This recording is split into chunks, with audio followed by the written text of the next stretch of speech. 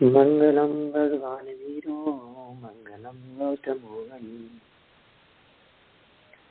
मंगलम कुंद कुंदात्यो जैन धर्मोस्तु मंगलम सर्व मंगल मांगल्यम सर्व कल्याणकारिकम प्रधानम सर्वधर्मानां जैनम जयतु शासनम जैनम जयतु शासनम। इष्टोपदेश के आधार से यहाँ 10वें श्लोक के संदर्भ में अपनी कल तक थोड़ी बहुत चर्चा हुई है। मूल बात तो ये थी कि भाई आपका भला करने वाले हों चाहे आपका बुरा करने वाले हों, ये दोनों ही जगत में स्थायी नहीं है। जितने आपको आपके भले लोग दिखाई देते हैं वे सब अलग अलग जगह पर उड़ जाएंगे, और जितने लोग बुरे दिखाई देते हैं उनके प्रति भी द्वेष करना योग्य नहीं है, क्योंकि जो आपके साथ बुरा कर रहे हैं हो सकता है पूर्व में हमारे द्वारा उनके प्रति कुछ बुरा किया गया हो। ये प्राकृतिक व्यवस्था है। ये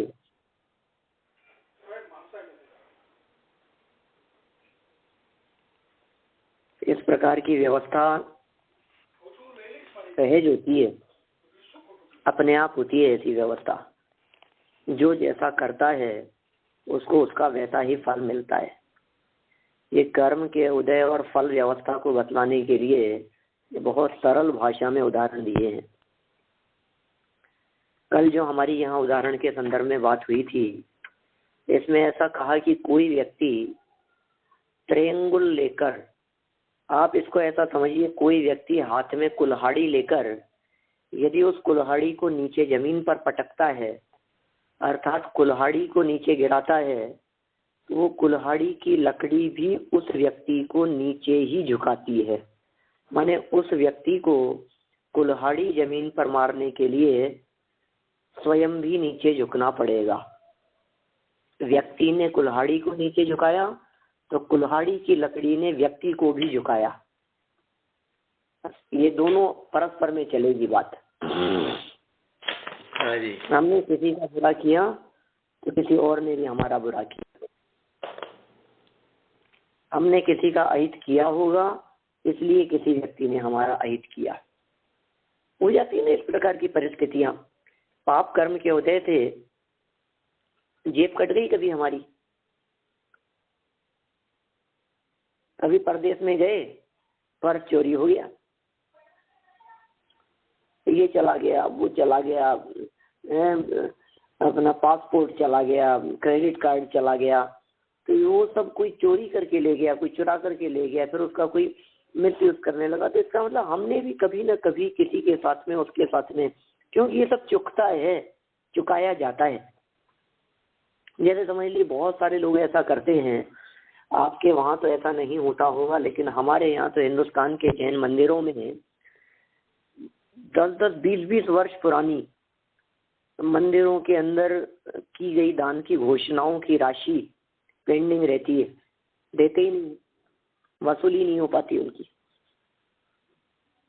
ऐसी स्थिति है। नाथ में वहां भी होता है, यहाँ भी होता है, इतना ज्यादा नहीं लेकिन थोड़ा बहुत होता है। हाँ, वहाँ भी ऐसी स्थिति है, मतलब कि हमने घोषणा कर दी, दान की घोषणा कर दी, दान के अंदर पैसा बोल दिया, अब फिर हमने उसको चुकाया नहीं। आप समझते हैं, यदि आपने उसको नहीं चुकाया है, हमने यदि वो पैसा तुरंत नहीं दिया है तो ब्याज सहित देना पड़ेगा। कितना ब्याज लगेगा भैया ये तो बताओ। ब्याज लगेगा, डिपेंड करता है आपने कितने समय तक नहीं चुकाया। हमने यहाँ उसको चुकाया नहीं और हमारा हो गया मरण, हमारी हो गई आयु पूरी।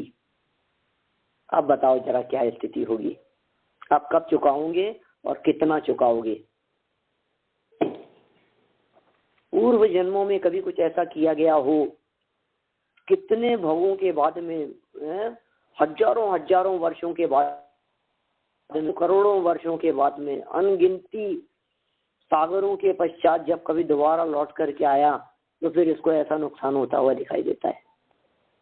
एकदम सब चला गया, एकदम सब तबाही हो गई, एकदम पूरा का पूरा छीन लिया गया। ये क्या हो गया? ये कैसे हो गया? ये कौन से कर्म के फल में हुआ होगा कि तुमने किसी का खाया था इसलिए कोई तुम्हारा खा गया? इसलिए क्रोध क्यों करते हो? कल ये बहुत मार्मिक लाइनें पढ़ी थी कल अपन ने यहाँ, है ना? हाँ जी। क्यों हंता पर कोप, क्यों हंता पर कोप, ये बहुत मार्मिक लाइन थी। कोई कष्ट देने वाले के ऊपर कोप क्यों करें? और देखो, यदि इसको अपन थोड़ा सा गहराई में जाकर के विचार करेंगे तो ऐसा लगेगा कि अरे अरे, ये हनन करने वाला व्यक्ति, ये मुझे मारने वाला व्यक्ति, ये पीड़ित करने वाला व्यक्ति जो दिखाई देता है, ये भी है तो मेरे जैसा ही। मेरे पाप कर्म के उदय की वजह से इस व्यक्ति को मेरा अहित करने का भाव आता है। इसका कोई कसूर नहीं है, मेरे पाप कर्म के उदय से इसको इस तरह का भाव आता है। पूर्व में इसी तरह के पाप भाव मैंने भी अनेक बार किए हो। अब तो कम से कम वर्तमान में समझ जाना चाहिए। ज्ञानी जीव इस प्रकार विचार किया करते हैं। तो यहाँ 9वें और 10वें दोनों श्लोकों के माध्यम से राग करने वाले और द्वेष करने वाले, इन दोनों की स्थिति का चित्रण कर दिया कि भाई द्वेषियों के प्रति द्वेष मत करो, रागियों के प्रति राग मत करो। रागियों के प्रति राग भी आपके दुख का कारण बनेगा, क्योंकि वो ज्यादा लंबे समय तक नहीं चलेगा। तुम्हारा इन रागियों के साथ में जो साथ दिखाई दे रहा है, ये साथ कब तक है? प्रातः काल होने की देर है, बस उड़ जाएंगे सब अपनी अपनी दिशा में। फिर का कोई बात नहीं, रागियों से तो नहीं करें, लेकिन ये मेरा बुरा कर रहा है, इस पर तो गुस्सा नहीं आएगा क्या? किस बात का गुस्सा आएगा भैया? उसके बारे में भी इन्होंने क्यों हंता पर कोप, और ये यहाँ त्रियंगुल का उदाहरण देकर ये यहाँ इस बात को सिद्ध कर दिया कि भैया ये तेरा ही पूर्व में किया गया पाप कर्म है, जिसका फल तुझे भोगना पड़ रहा है।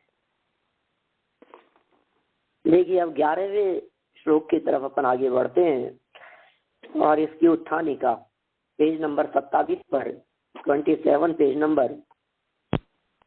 यहाँ शिष्य पूछता है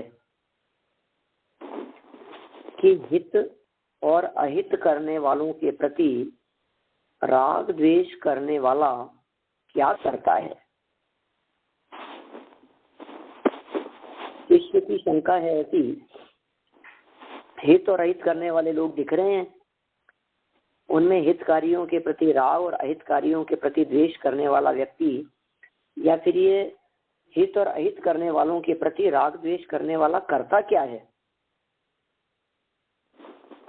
स्त्री आदि के प्रति राग और शत्रुओं के प्रति द्वेष करने वाला पुरुष अपना क्या अहित कार्य करता है जिससे राग द्वेष करने योग्य नहीं, ऐसा उसे उपदेश दिया जाता है। बहुत मार्मिक प्रश्न है। पहले प्रश्न समझ में आएगा तो जवाब की चर्चा होगी। प्रश्न क्या किया है? हमें एक बात बतलाओ, यदि मैंने मेरा भला चाहने वालों के प्रति राग कर लिया तो कोई गलत काम किया क्या? जो लोग मेरे को बहुत लंबे समय से सजा दे रहे थे, परेशान कर रहे थे, बंधक बना करके रखा था, आज यदि थोड़ा बहुत भी मैंने उनके प्रति तो इसमें क्या गलत काम किया? आप ऐसा उपदेश क्यों देते हो कि मित्रों के प्रति राग मत करो और शत्रुओं के प्रति द्वेष मत करो? ये तो सहज वृत्ति है। मित्रों के प्रति राग होता है, स्त्री के प्रति राग होता है, पुत्र के प्रति राग होता है, परिवार के प्रति, सगे संबंधियों के प्रति, अपना भला करने वाले, अपना सहयोग करने वालों के प्रति राग होता है, और जो अपने से बुरे हैं उनके प्रति नहीं होता है। उनके प्रति, जो अपने लिए बुरा चाहते हैं, बुरा सोचते हैं, उनके प्रति द्वेष होता है। आज कौरव ये बात कहे कि हमारे मन में यदि पांडवों के प्रति कोई द्वेष भाव आया है तो क्या गलत किया, क्या क्या नहीं किया था उन्होंने हमारे को। लाक्षागृह के अंदर जलाने का प्रयास कर दिया, जंगल में भिजवा दिया, वनवास दे दिया, कितने प्रकार से षड्यंत्र रचे हमारे को मारने के लिए। क्या हमारे मन में उनके प्रति थोड़ा बहुत भी द्वेष भाव भी नहीं आएगा?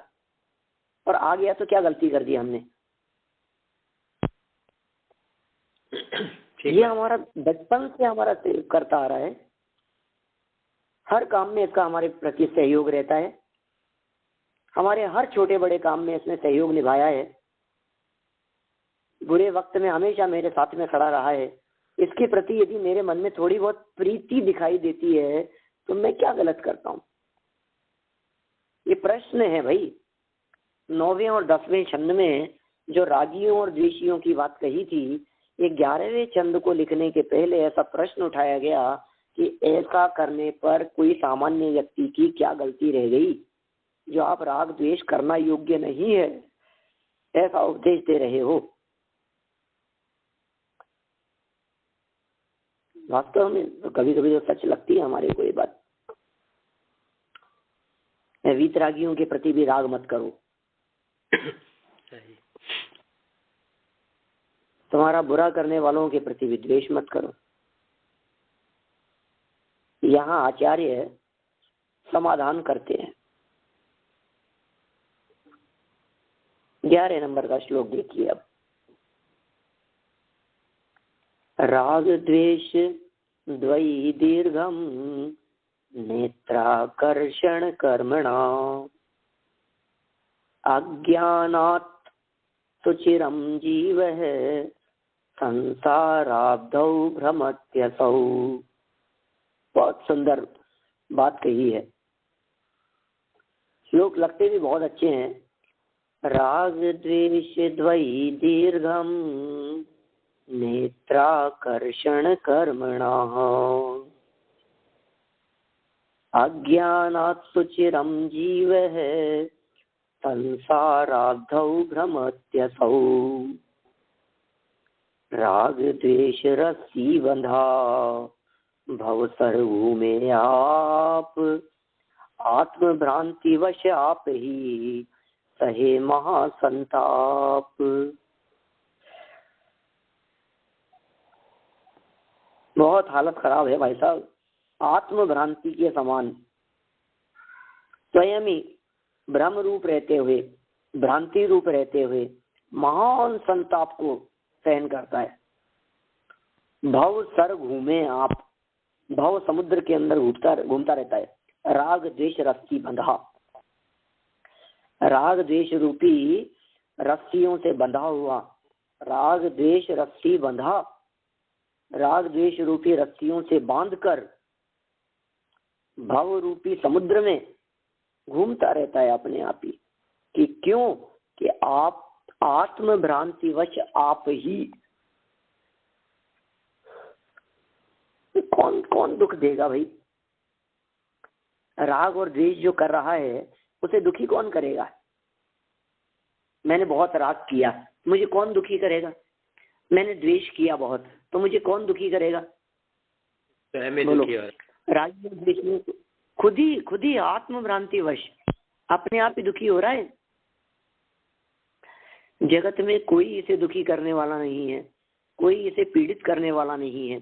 यह स्वयं ही आत्म भ्रांति के कारण अपने आप ही महासंताप को सहन करता है, खुद ही पीड़ित होता है, स्वयं ही दुखी होता है। देखिए अन्वयार्थ संस्कृत हटाकर, ब्रैकेट हटाकर सीधा सरल अर्थ हम लोग पढ़ते हैं।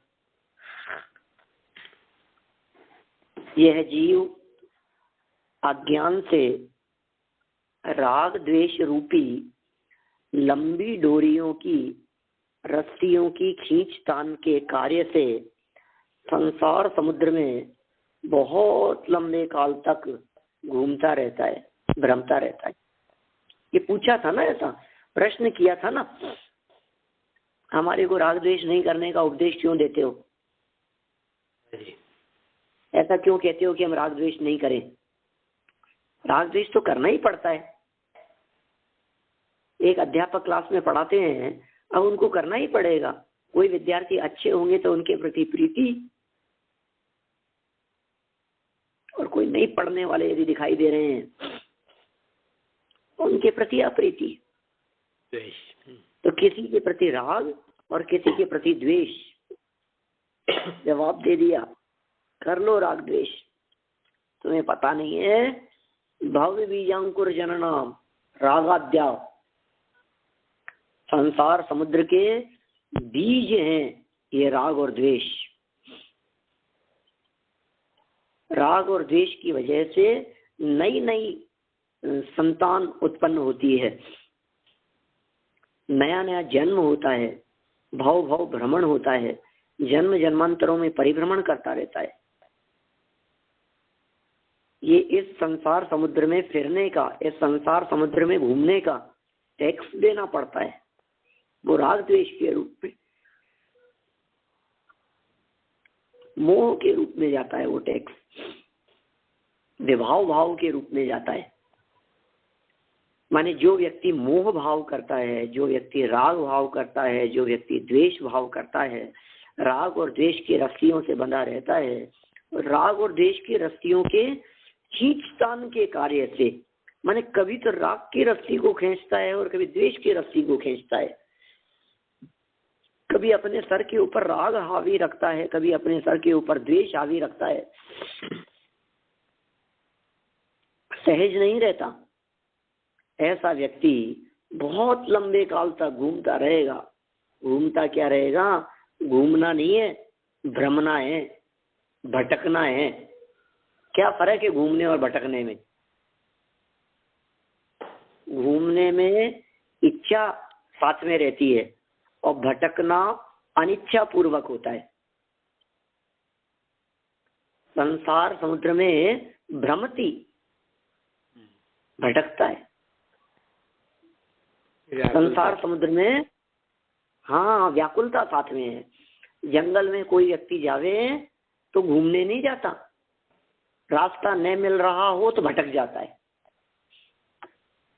घूमने के लिए रुचि पूर्वक जाता है, और जहाँ रुचि नहीं होती है वहां होती है भटकन, परेशानियों का सामना करना पड़ता है।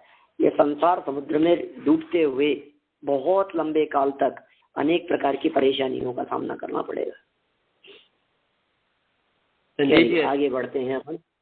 हाँ, ऐसे हम देखते हैं कि अगर हमने द्वेष किया और क्षमा नहीं किया तो स्ट्रेस लेवल हमें खाता रहता है। हमारे स्ट्रेस बढ़ा हुआ है, वो हमें सोने भी नहीं देता। बिल्कुल नहीं सोने देता है। हमारे को निरंतर वो स्ट्रेस परेशान करता है। हमारी घबराहट, टेंशन, आकुलता, चिंताएं, दुबले हो जाते हैं व्यक्ति उस चिंता ही चिंता में। हाँ जी। इष्ट का वियोग और अनिष्ट का संयोग, ये इष्ट वियोग अनिष्ट संयोग रूप जो आर्त ध्यान की बात कही है, ये आर्त ध्यान किसी का वियोग हो जाने का नाम नहीं है, किसी अनिष्ट के संयोग होने का नाम आर्त ध्यान नहीं है। इष्ट का वियोग हो न जाए, ये स्ट्रेस जो चल रहा है बराबर,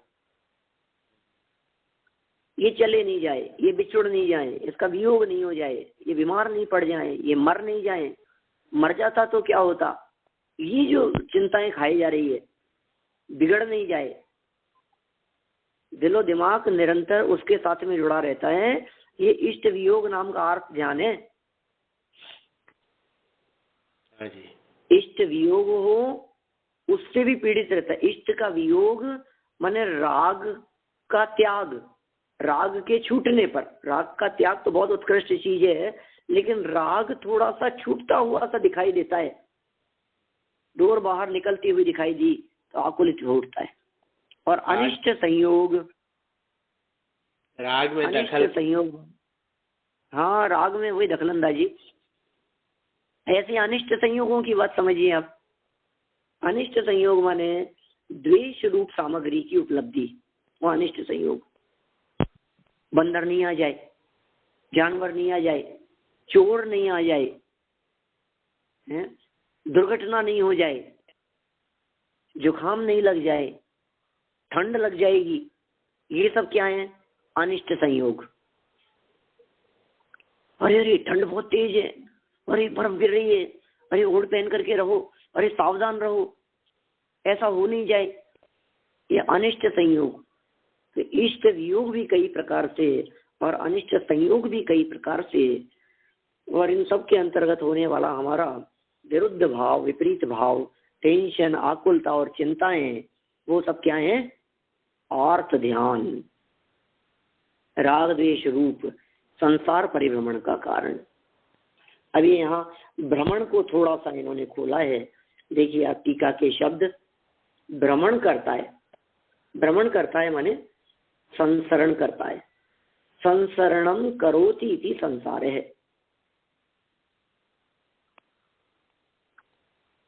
संसार शब्द की व्युत्पत्ति बतलाई आचार्यों ने।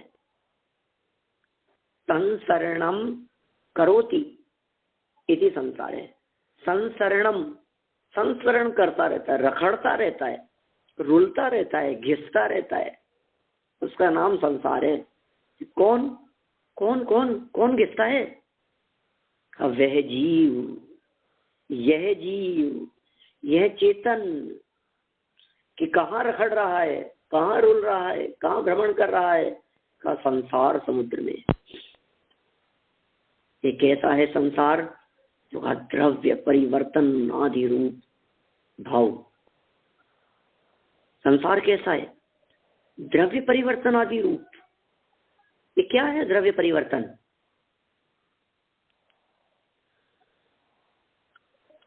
पंच परावर्तनों की चर्चा की है पहले अपन ने, कौन से प्रकरण में की होगी? मुझे लगता है राजवार्तिक के कहीं पहले दूसरे अध्याय में कहीं चर्चा आई थी, तो वहां हमने संसार की चर्चा करते हुए द्रव्य, क्षेत्र, काल, भव और भाव, 5 प्रकार के संसार की चर्चा की थी। उसमें द्रव्य परावर्तन की यहाँ चर्चा चल रही है। द्रव्य परिवर्तन आदि रूप भाव कैसे होता है? द्रव्य परिवर्तन माने पुद्गल का एक एक परमाणु, परमाणुओं को हमने ग्रहण किया। यहाँ द्रव्य शब्द का प्रयोग पुद्गल द्रव्य के संदर्भ में किया जाता है। द्रव्य माने पुद्गल द्रव्य। अब ये पुद्गल द्रव्य कैसा? तो का पुद्गल द्रव्यों का संयोग और वियोग। ये तो होता ही रहता है, पुद्गल द्रव्य का संयोग और वियोग तो होता ही रहता है। इसमें कौन सी नई बात है? इसमें कौन सा दम है कि नहीं नहीं नहीं नहीं नहीं, अरे 3 लोक 3 काल में क्या अनंत पुद्गल परमाणुओं का तूने ग्रहण किया और निरंतर उन्हें छोड़ता रहा। छोड़ना और ग्रहण करना, छोड़ना और ग्रहण करना, निरंतर ये चलता रहता है। ऐसे कोई पुद्गल परमाणु नहीं है, ऐसे कोई संयोग नहीं है, ऐसी कोई परिस्थितियां नहीं है जिनको तूने प्राप्त नहीं किया हो। ये द्रव्य परावर्तन आदि रूप भाव जो दुख का कारण और दुस्तर होने से समुद्र जैसा है।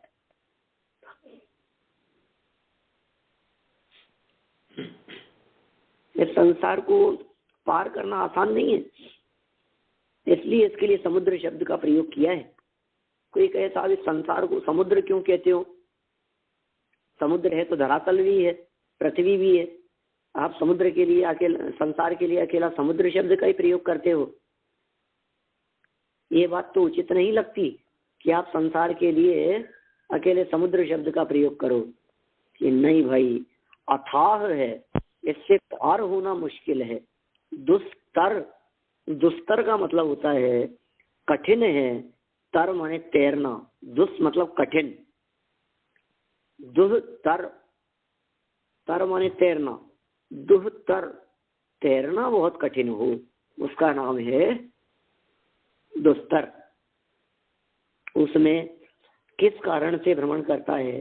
अज्ञान के कारण। अज्ञान है एकमात्र ऐसा जो तेरे भव भ्रमण का कारण है। अज्ञान घुमाता है मुझको, अज्ञान ही परिभ्रमण कराता है।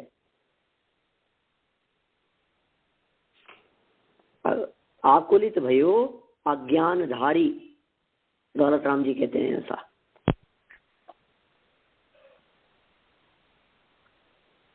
अज्ञान की वजह से आकुलित होता रहा, अर्थात देहादिक में आत्म विभ्रम के कारण, अज्ञान के कारण मतलब देहादिक में आत्म विभ्रम के कारण कितने काल तक? सुचिर अर्थात बहुत लंबे काल तक। किससे? राग इत्यादि से।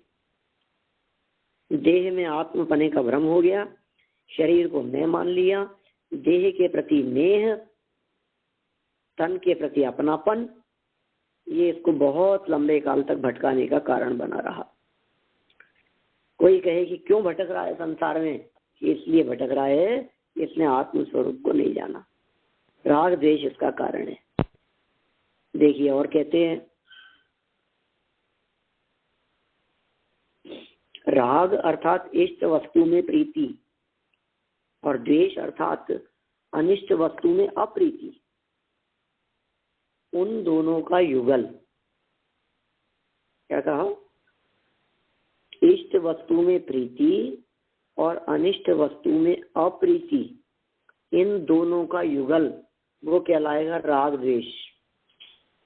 ऐसे राग द्वेष की प्रवृत्ति शक्ति रूप तथा व्यक्ति रूप से हमेशा एक साथ होती है।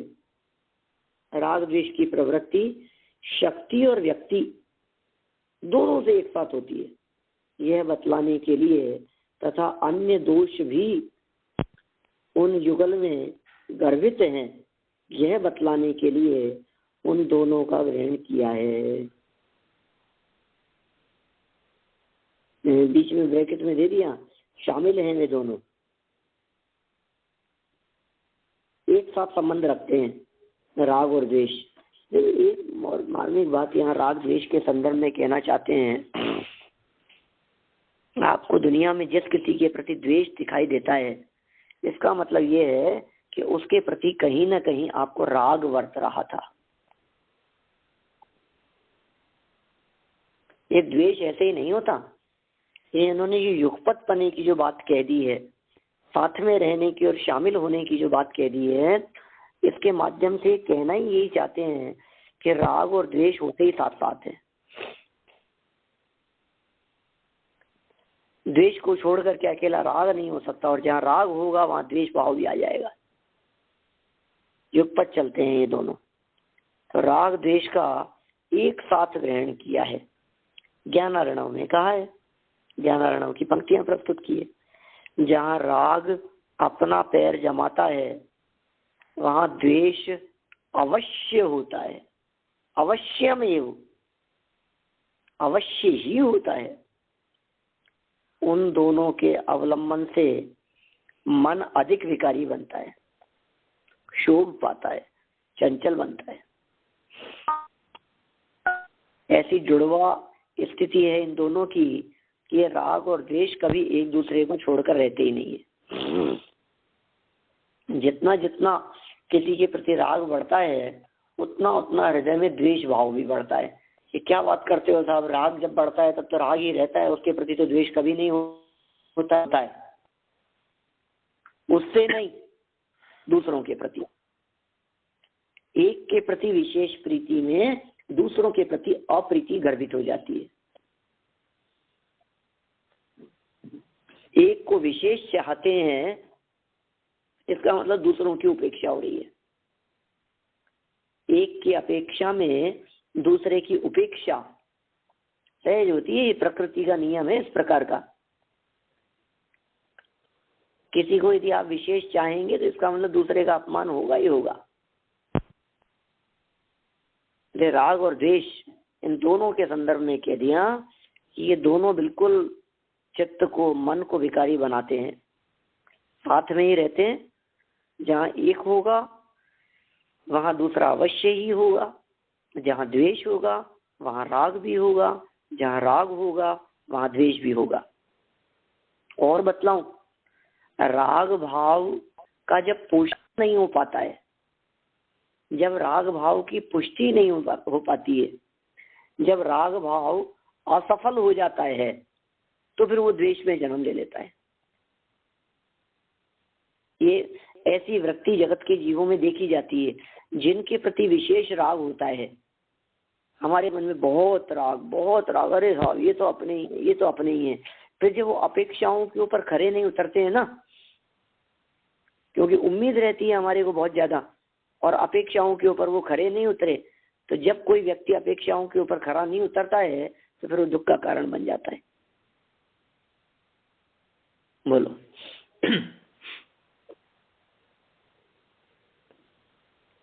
जिसके बारे में हमने सोचा ना ये तो हमारा है, ये तो अपना ही है, क्या ये तो हमारा सहयोग करेगा, अब उसने मना कर दिया फिर बर्दाश्त नहीं होती बात।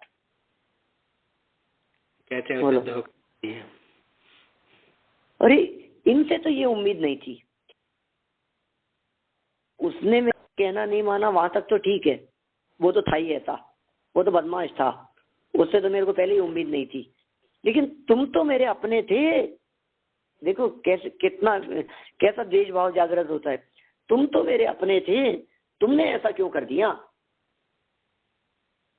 तुम्हें तो ऐसा नहीं करना चाहिए था, तुम्हें तो मेरी तरफ देखना चाहिए था, तुम्हें तो मेरे बारे में सोचना चाहिए था। बस इस तरह से वो बस दुख का कारण बनता रहता है, स्वयं खेद खिन्न होता रहता है, दुखी होता रहता है, पीड़ित होता रहता है। माने वो राग थोड़ा बहुत भी असफल हुआ तो वो द्वेष में बदल गया, तीव्र देश, रागी। हाँ जी, तीव्र देश हो जाता है कई बार, तो तीव्र द्वेष हो जाता है। माने उस द्वेष का कारण क्या है? उस द्वेष का कारण है राग सफल नहीं होना, राग की पूर्ति नहीं हो सकी, बस असफल राग द्वेष में बदल जाता है। चलिए बढ़े अपन आगे, और दोनों के एक साथ पन्ने की चर्चा कह दी यहाँ। तथा जहां मेरापना का भाव आता है, अब देखिए आप आगे बढ़कर के बात कह रहे हैं, तथा जहां पर मेरापन का भाव आता है वहां पर संज्ञा आता है, माने पर तरफ का भाव आता है। ये ऐसा कहना चाह रहे हैं, बिल्कुल वो राग द्वेष की बात समझाना चाह रहे हैं। आप ये कहते हो कि साहब राग होता है वहां द्वेष होगा, ये बात कैसे हो सकती है? ये बात तो हमारे को जच नहीं रही है, राग के साथ में द्वेष कैसे होगा? ये उसी बात को समझा रहे हैं, भाई साहब राग के साथ में होता है द्वेष, क्योंकि जहां मेरापन का भाव आ गया वहां पर की तरफ का भाव आए बिना नहीं रहता।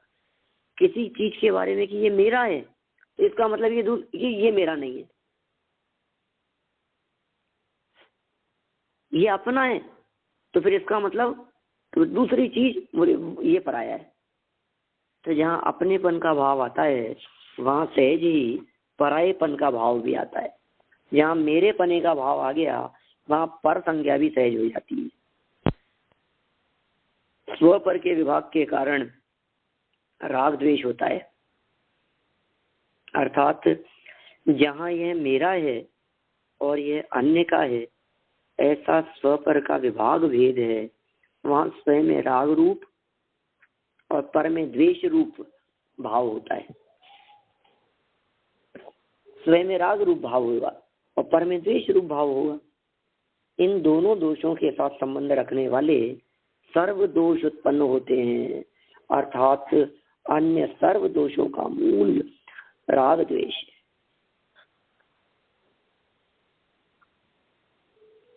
जगत में जितने अहित होते हुए दिखाई देते हैं, अत्याचार होते हुए दिखाई देते हैं, हिंसा होती हुई दिखाई देती है, अनीति अन्याय धोखाधड़ी आदि होते हुए दिखाई देते हैं, जितनी विकृतियां और जितने विकार जगत में दिखाई देते हैं, उन सर्व विकारों के पीछे आप यदि गहराई में जाकर देखेंगे तो आपको उन सब के मूल में राग और द्वेष दिखाई देंगे।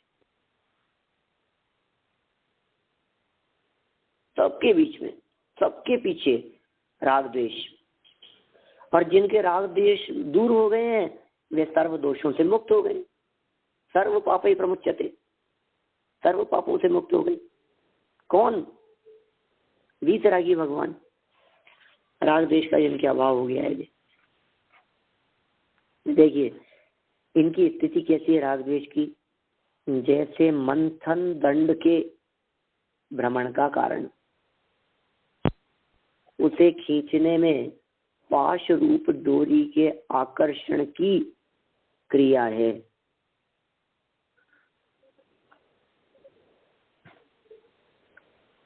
क्यों हो रहा है ये, तो दंड का भ्रमण क्यों हो रहा है?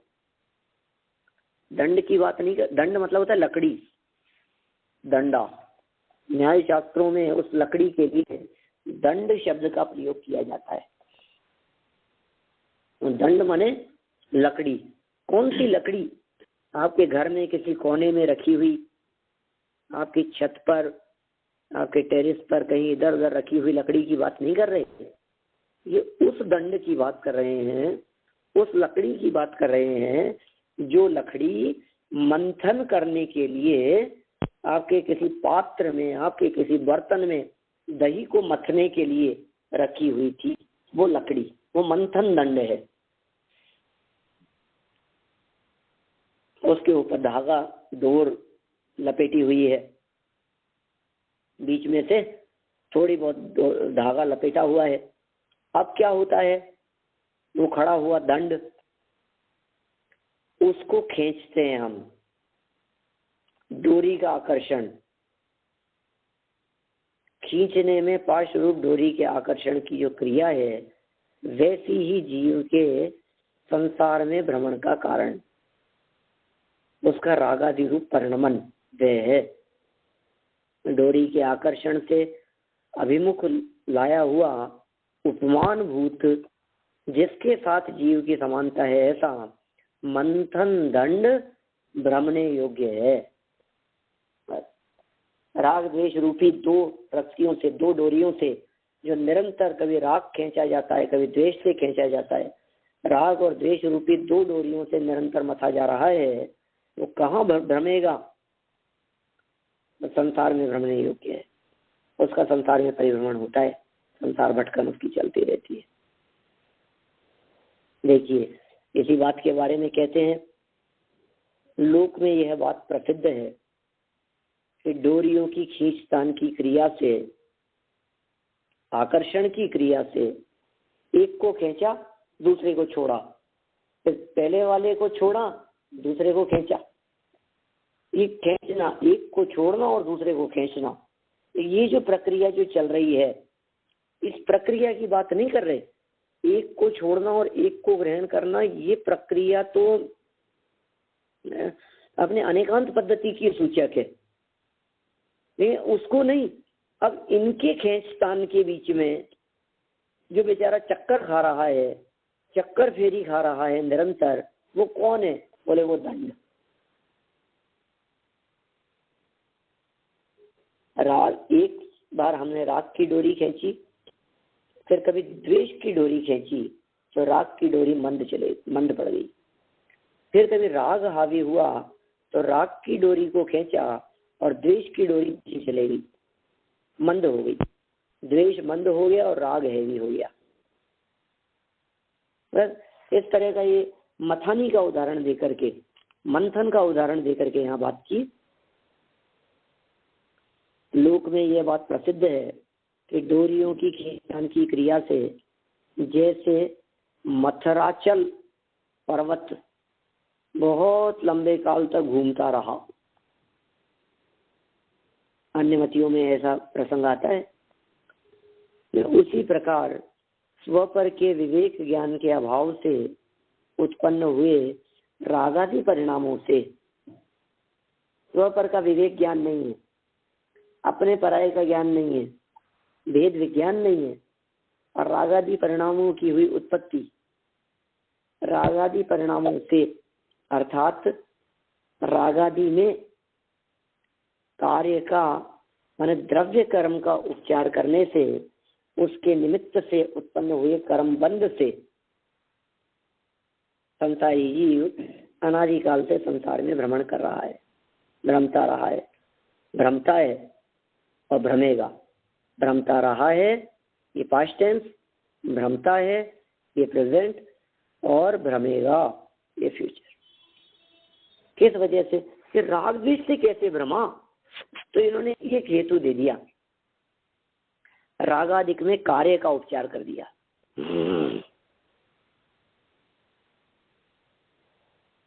कार्य क्या है कि रागादिक का के होने पर काम होता है द्रव्य कर्म के आने का। वह रागादिक माने द्रव्य कर्म, ऐसा समझ लो आप। तुमने राग द्वेष आदि किए तो द्रव्य कर्म बंधा, और जैसा द्रव्य कर्म आदि बंधेगा उस द्रव्य कर्म के बंधने से वैसी ही परिस्थितियां भविष्य में मिलेगी। राग आदि में द्रव्य कर्म का उपचार करने से उसके निमित्त से उत्पन्न हुए कर्म बंध से संसारी जीव अनादि काल से भ्रमता, संसार में भ्रमता रहा है, भ्रमता है, भ्रमेगा राग द्वेष के कारण। कोई पूछे कि साहब आप क्यों भटक रहे हो संसार में, आपको क्या काम है, आप क्यों परेशान रहते हो? राग द्वेष की वजह से। जब तक राग द्वेष रहेंगे तब तक इस संसार में इसी प्रकार झमेले चलते रहेंगे। देखिए आगे 50 इकाई में कहा है कि जो वस्तुतः संसार स्थित जीव हैं, प्रैक्टिकली हम बात करें तो जो जीव संसार में स्थित हैं उनके परिणाम होते हैं। होते हैं कि नहीं? जो कोई भी संसारी जीव है, संसार में है, और क्यों संसारी की बात करो, आप तो गृहस्थ की बात करो ना। हम लोग गृहस्थ हैं तो हमारे जो भी परिणाम होते हैं उन परिणामों से राग द्वेष रूपी चिकनाई ये होती है कि नहीं? उन परिणामों में, और परिणामों से कर्म और कर्म से गतियों में कौन होता है? बोलो। राग द्वेष रूप परिणाम हुए हमारे, तो उन परिणामों से कर्म बनेंगे, और कर्म बनेंगे तो कर्म का फल मिलने पर चारों गतियों में परिभ्रमण करेगा, परिभ्रमण करेगा। देखिए, गति प्राप्त जीव के देह होती है। जो गति प्राप्त करता है ना, एक भाव से दूसरे भाव में जाएगा, चाहे विग्रह गति की चर्चा हो, चाहे जीते जी की बात हो, गति प्राप्त जीव के देह होती है। देह से इंद्रियां होती है, गति प्राप्त के देह होगी, देह से इंद्रियां होती है, इंद्रियों से विषय ग्रहण, और विषय ग्रहण से राग अथवा द्वेष होते हैं। कहाँ कहाँ से लेकर के आते हैं भाई ये साधु संत लोग भी, न मालूम कहाँ कहाँ से बातें उठा करके ले आते हैं। कैसे कैसे इन्होंने घटित कर दिया कि साहब हम गतियों की चर्चा कर रहे थे, तो गति प्राप्त जो जीव है उसके देह तो है ही, और शरीर यदि होगा तो शरीर का मतलब इंद्रियां होगी, और इंद्रियां यदि है तो फिर उसकी इंद्रियों के द्वारा विषय ग्रहण करने से राग द्वेष कैसे हो जाएंगे? इस प्रकार के भाव संसार चक्र में जीव के अनादि अनंत, अनादि शांत, अनादि अनंत माने जिसकी स्टार्टिंग भी नहीं है और जिसका एंड भी नहीं है, वो है अनादि अनंत, शांत हुआ करते हैं, ऐसा जिनवरों ने कहा है। भाव संसार चक्र में जीव के अनादि अनंत, अनादि शांत हुआ करते हैं। इसको ऐसा भी लगाया जा सकता है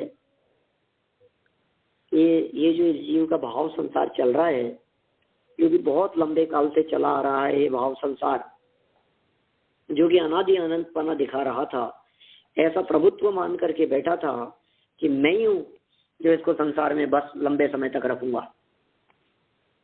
अनादि अनंत। तो जैसे ऐसा यदि हुआ तो उसका वो भाव चक्र रागद्वेष का अभाव हो जाने से अनादि शांत हुआ है, ऐसा भगवान कह रहे हैं।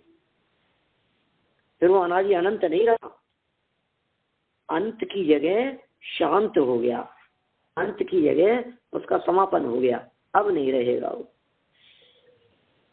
ये स्निग्ध परिणाम अभव्य जीवों को अनादि अनंत होते हैं और कितने ही भव्य जीवों को अनादि शांत होते हैं, अर्थात उन परिणामों का अंत भी आ जाता है। माने राग द्वेष का समापन भी हो जाता है, राग द्वेष का अभाव भी हो जाता है। वे राग द्वेष आदि भाव परमानेंट नहीं रहते। इस तरह से जो जीव संसार परिभ्रमण नहीं करना चाहते हो, संसार रूपी समुद्र में नहीं डूबना चाहते हो, वे मित्रों के प्रति राग और शत्रुओं के प्रति द्वेष करना बंद कर दे। इस तरह राग और द्वेष से पार होने की प्रेरणा और उपदेश 11 नंबर के छंद में दिया है। शेष चर्चा अपना अभी तो जनवाणी स्तुति। वाणी के ज्ञान थे तुझे लोकालोक, वो वाणी मस्तक न सदा देता हूँ रोक, सदा देता हूँ।